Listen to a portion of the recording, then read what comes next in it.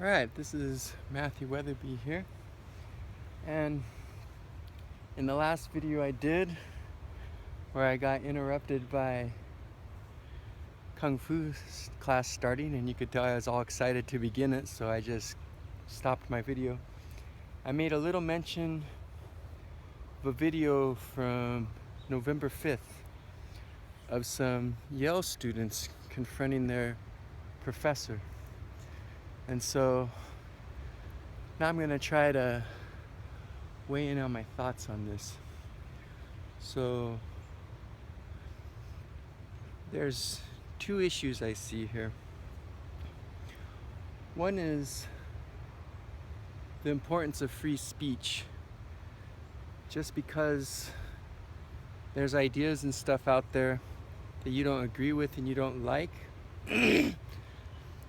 it's not very smart to just try to police them, to try to make the acknowledgement of such ideas no longer exist. I think it's better to be aware of ideas. I think it's better to know what people think. So I think it's really stupid to suppress free speech, because then you don't know what's going on in people's heads and hearts. Another thing, of course, is these children, they're being very misguided, because when you watch that video, you see that to them debate means we say what we want and you give us what we want. That's how they approach things. There's no response other than I'm sorry for everything I've done, I totally agree with everything you say, that would satisfy them. There's no hearing the other side, which you're like, dude, this is Yale. These are supposed to be like the cream of the crop. And a lot of it's this social warrior justice stuff, this politically correct stuff, this microaggression stuff, which I think is nonsense. I saw a video about a year ago or so of them interviewing Harvard kids, and they were the same way. They had such a desire to avoid committing microaggressions and micro-offenses that they too no longer were embracing free speech. So this is like Harvard and Yale. This is like supposed to be the cream of the crop. And these supposedly most brilliant young people in our nation are getting brainwashed by like these stupid indoctrinations. Now, when I see people I really think of as advancing the cause of humanity and advancing social justice, I don't see little sissy, whiny crybabies that are triggered by everything around them, that find everything around them offensive, that are so weak they can't live in the real world. So whoever's leading these movements is an idiot and doing the opposite of empowering people. Think about the great people that have changed the world. Dr. Martin Luther King, Mother Teresa, Gandhi, Nelson Mandela, people like that. These people were incredible. They weren't weak. They didn't sit around and cry about every single minor, nearly neutral thing that came out of someone else's mouth. They were very, very strong. They had really great character. I mean, Gandhi, he's like a little skinny old man vegetarian. Like physically that would strike you as like as weak as possible, and yet he was powerful. Look what he did. He changed the nation. He got the masses behind him. We still talk about him to this day. All the ideas and concepts he put out there have changed the world. So if you want to advance the human condition, those are the role models you should follow. Don't be weak. Don't be oversensitive. Don't be triggered by everything. Instead, look around the world around you. Look how it really is. See what people are actually doing instead of giving people false, sinister motives to everything they're doing. And then focus your energy on either advancing those you love, those you care for, those you want to pull up, or on taking down real issues, not little made up issues.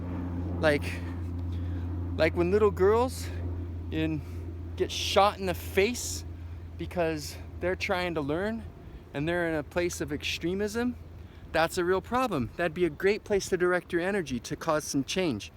And it's a big thing. I could see it being overwhelming. So I'm not saying go tackle the biggest problems in the world, because granted, that might not be realistic for you. But if you're gonna build up a big mass of people to attack some kind of movement, I suggest going after things like that, as opposed to, oh, so-and-so wore a geisha costume because it's really fun to dress up.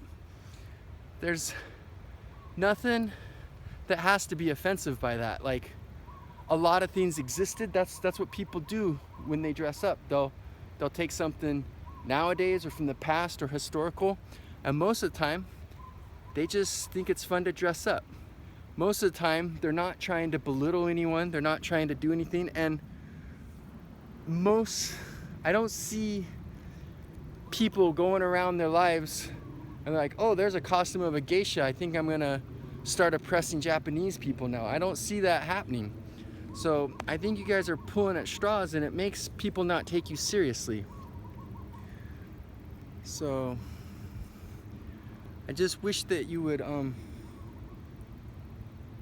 think a little more about what's going on and not be quite so easy to brainwash. But I admit that when you're young, you're forming your worldviews, you're figuring out who you are, so it's easy to think that when you look at the world around you and how crazy it is, that all of us don't care, that we've all messed it up, that we don't know what you're doing, and so you're gonna rise up and start a revolution and change things. And that's a good mindset to have, but make sure you're going the right direction. Make sure you're actually putting it somewhere where it matters. Anyway, that's all I got on this right now. I just want you to think, first of all, the importance of free speech. It's good to know what's going on in people's heads and hearts. I'm not saying consequence-free speech. I'm just saying I don't want it policed. I don't want it restricted. So people can say something stupid and offensive, and you can use your right of free speech to respond back. And if they say something crazy, insane, out of line, maybe you can hit them or something, even though that's illegal. But I'm just saying, that's the way it's always worked. Like, you're legally free to speak it, but you're not consequentially free. So if you say something horrible, there'll be consequences. But I think it should be like within reason. I don't think someone should say something slightly offensive and have monstrous consequences of death come on them, because we have like so many people do like the smallest misoffensives and they lose their careers and stuff, and it seems a little bit overboard. So that's one thing, is recognize the importance of free speech. Don't think that just because you don't agree with something or something hurts you, that it should be wrong for it to be said. Instead of policing it, making it not exist, respond back. Like, when people disagree with you, when they say things you don't like, it's a good thing for you if you take it the right way, because you can think about, why would they believe that? Why do they say that? Why do I believe it's wrong? Why do I think what I think? It helps you grow. It helps you understand yourself better. It helps you know your beliefs better. So discourse is good. You don't just want to squelch every opposing view. And then the other thing is, look at the people who've achieved things. I want you to be strong like them. I want you to be resilient like them. I want you to have thick skin like them. I want you to be able to overcome difficulties and hardships like them. So my thing is, don't be a victim. Don't limit yourself. Think of all these examples. Even like someone like Tony Robbins, like, learn the right ways to program your mind to pursue excellence instead of being held back by a victim mentality. So those are the three concepts I want to get across. Free speech is important because you can learn through discourse. You want to be strong and powerful like the people who've actually done change and focus on things that actually matter. And You want to program yourself to succeed and advance instead of holding yourself back by calling yourself a victim and impressed. Just something I think should be out there for you to be thinking about.